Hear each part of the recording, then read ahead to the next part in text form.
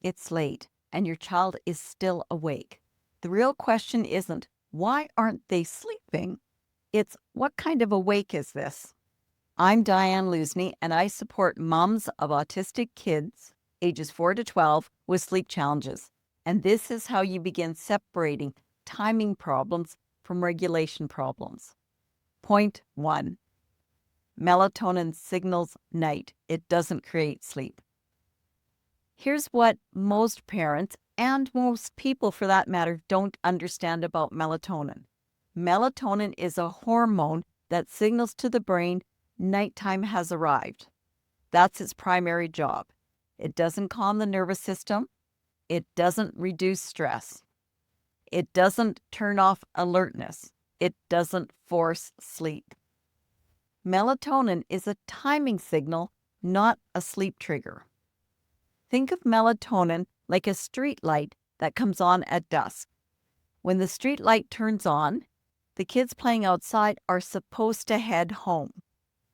But the street light doesn't make them go home. It just signals that evening has arrived. If the light doesn't go on, then the kids don't go home. Melatonin rises in the evening and signals night is here.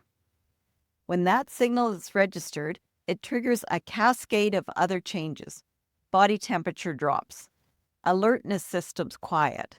Sleepiness is increased.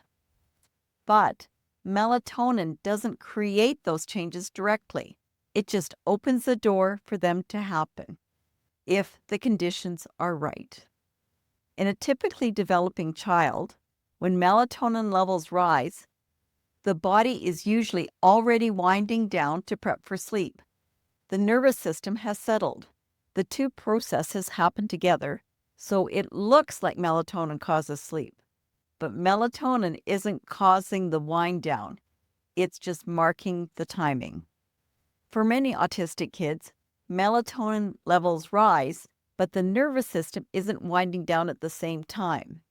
The signal is there, the street light is on, but the body isn't in a state to respond to it yet.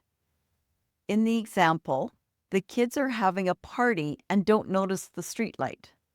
This is why melatonin can be in your child's system and sleep still doesn't follow. The timing signal arrived, but the conditions for sleep haven't. What you can do. Tonight, let go of that expectation that melatonin should make your child fall asleep. Instead, think of it as one piece of information their body might use if the rest of the system is ready. Start watching for signs that your child is becoming sleep ready. Yawning, heavy eyelids, quieter voice, body slowing down, less energy, more in control. Those signs tell you their nervous system is moving toward rest. But if you see those signs, but sleep still doesn't happen until late, that's a timing issue, and melatonin might help. If you don't see those signs at all, it could be a regulation issue, and melatonin alone won't be enough. Also, work to support your child's natural melatonin production. Consistent morning wake-ups, getting outside in the sunlight, and dimming lights in the evening. These reinforce the timing cycle. I'd like to do a side note here. Sleep isn't just melatonin versus regulation. This is an oversimplification. If you're interested in me doing a video about other supplements, put which supplements you're interested in the comment section, and I'll start doing the research on that topic. Thanks. Point 2. Melatonin can't work if the nervous system is still activated. As was already mentioned, melatonin signals night, but if your child's nervous system is still activated, that signal gets ignored.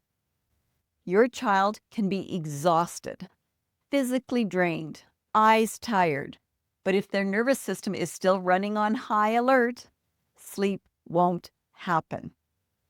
If your child is restless at bedtime, if their mind is racing, if their body feels wound up, the melatonin signal that it's night won't force sleep. It can't. Let's go back to the streetlight example. Imagine the streetlight comes on, But there's a street party happening. Music is playing, people are talking, excitement is high. None of the kids are going home when the street lights come on. The signal is there, but everything else is louder. That's what happens when your child's nervous system is still activated. The melatonin signal is present. It's night, time to wind down, but their body is still dealing with the sensory overload from the day, the transition stress, and the unresolved worry about tomorrow. In other words, none of the sleep-related activities will begin until the party is shut down. That is, your child is regulated. Melatonin doesn't calm the nervous system. It only signals timing. And here's the frustrating part. Many autistic kids experience both issues at the same time.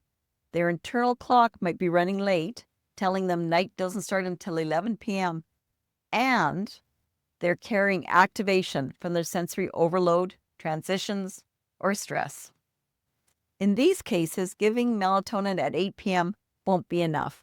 The gap between 8 p.m. and 11 p.m. is too big a leap for the timing signal alone to close it.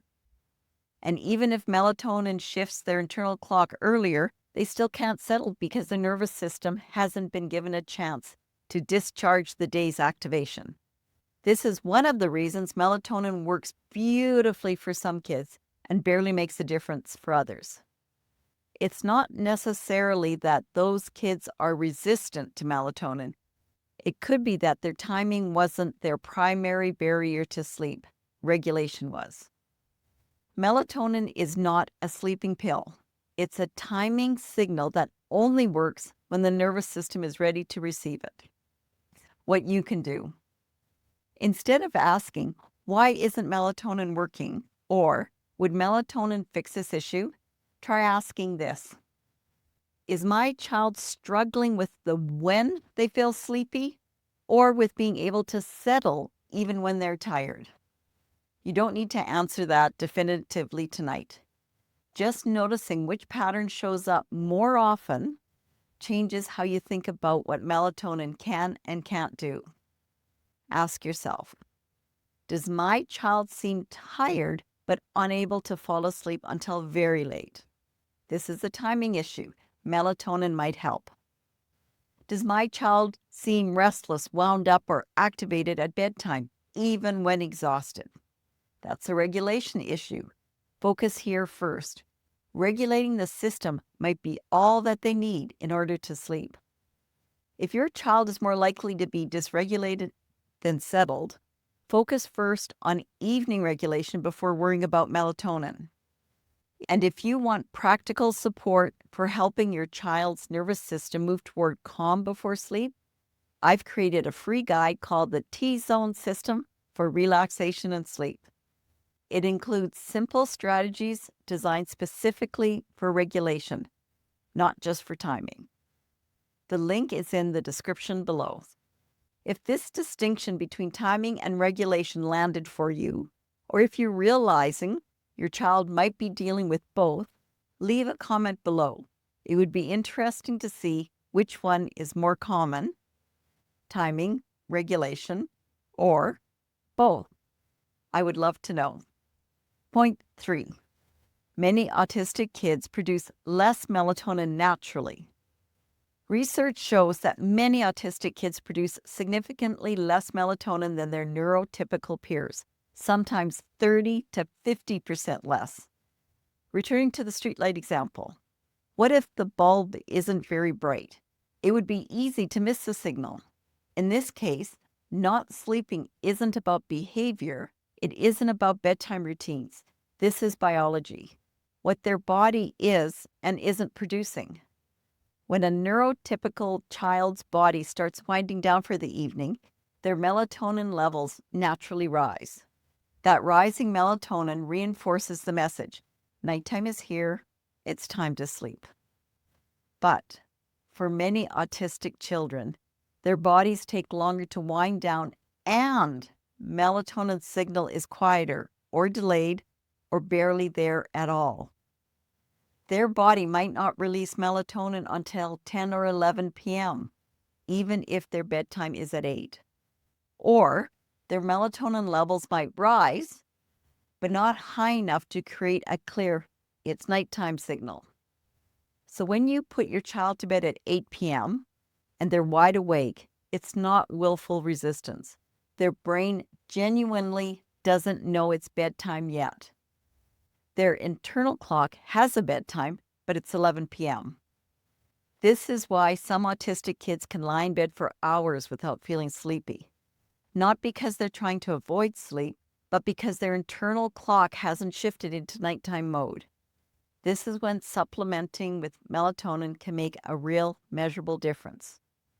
If your child's body isn't producing enough melatonin on its own, giving a small dose can provide the signal their brain needs to recognize that nighttime has arrived.